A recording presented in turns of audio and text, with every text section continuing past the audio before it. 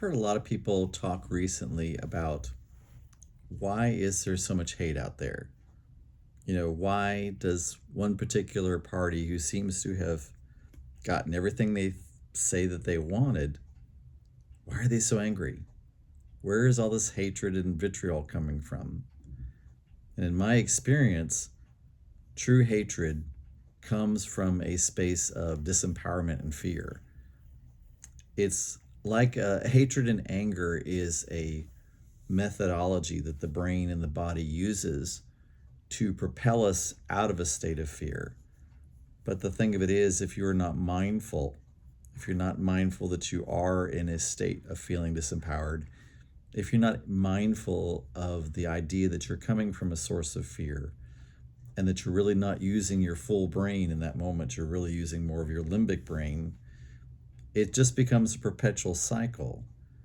And the weird thing about our bodies is that it becomes very used to the chemicals and the hormones that we put into it. So if we're constantly in a state of stress, that becomes something that the body becomes used to.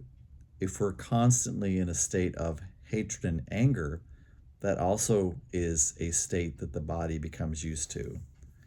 The other thing is that it is so much easier to blame other people rather than to look at your own self as far as to why you might be feeling less than or why you're feeling that things are just not working out your way. Because when you look at it from a sense of your own responsibility, then that requires you taking responsibility and therefore taking action and making change. Because one thing is true, if you keep doing what you've been doing, you're very, very likely to continue to get the same result. But if you're able to somehow do mental gymnastics and decide that you get to continue to do the exact same thing you've been doing, and that everything you think is wrong is someone else's fault, then you get to pin it all upon that person, and it becomes a lot easier than to have to do your own personal change. Because trust, from my experience, working on yourself, working on your shadows, working on your own pain points, working on your own fears and your own angers and your own biases and your own prejudices and your own forgiveness for yourself and for others, and for looking at how others may need to forgive you, that's hard. It's really, really hard. But it has the biggest result in bringing you into a space of peace. And I think that the reason we often don't feel peace when it's time for us to do the work is a way to compel us to actually seek out that peace, to actually be able or be willing to go through the work, of our shadows, go through the work of our darkness, go through the work of our fears and our anxieties and our guilts and our shames and our angers and all those other things. I truly believe that fear is like a doorway. It's like a doorway that is rimmed in fire. And as we go through that door of fear, it burns off everything that no longer serves us. And being burnt through that doorway is not a pleasant thing. It doesn't smell good.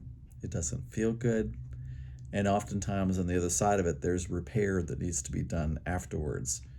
Because fire not only can get rid of what no longer serves us, but it can also create a little bit of damage too at the same time in our own psyche, in our own personal lives. But I do know that in my experience, stepping through fear has been the greatest portal to growth. So I do believe that our growth and our greatest opportunities are actually present in our greatest challenges.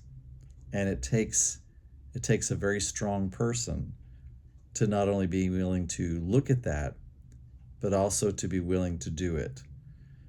So I truly believe that's why there's so much hatred and anger now in this world. To circle back to actually make my point, I believe there's so much hatred and anger because there's so few people who are strong enough, who have the skills and the abilities and perhaps even the environment and the community where they're able to go through those hard times, because it makes it a lot easier. It makes it a lot more, able to do it if you have mentors, if you have people that are willing to support you through that painful experience. Because oftentimes, as you're going through these experiences of growth, through challenging times, you can show up in a rather hideous way. You can not be fun to be around.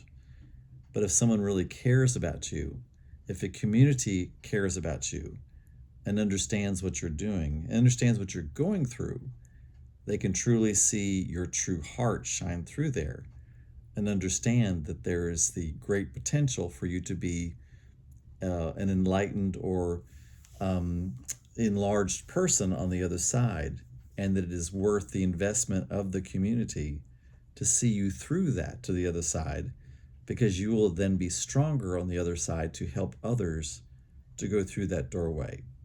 I don't think we've really created many of those communities in today's world.